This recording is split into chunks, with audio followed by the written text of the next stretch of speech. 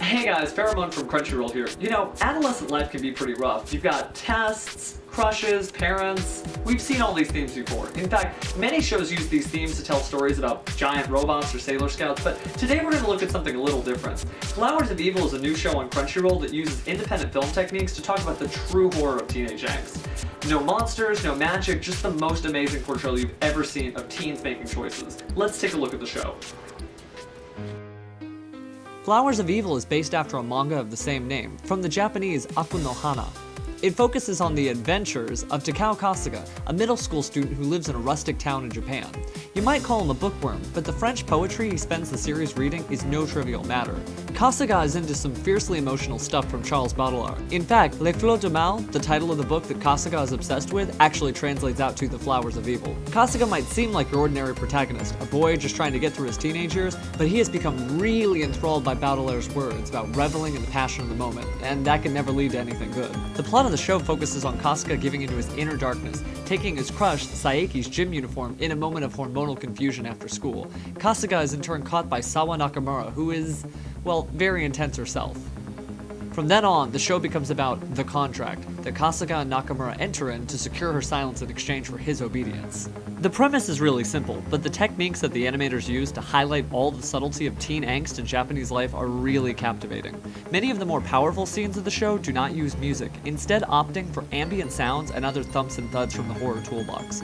When the show isn't trying to deliberately push your boundaries, it really captures what it's like to be a teen. Kasuga and his friends discuss any range of topics common of their age group, from movies to crushes and other passing fancies. Kasuga's banter with his parents is also very iconic. Those who love anime for its gripping portrayal of human emotion will find themselves right at home with Flowers of Evil. Nakamura easily steals this show. Her random acts of, well, whatever emotion she thinks she's displaying are chaotic at best, devil-hearted at worst.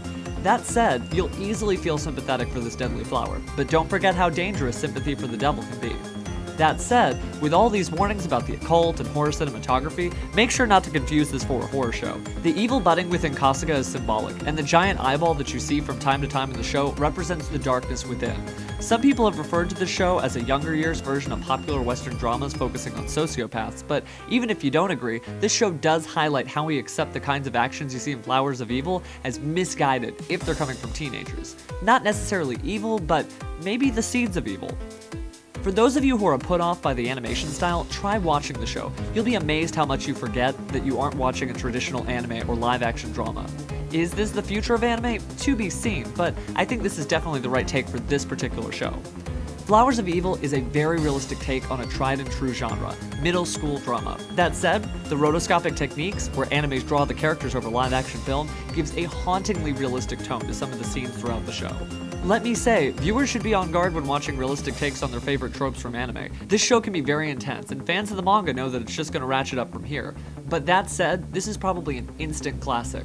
If you haven't taken a look at it, you really ought to go check it out now.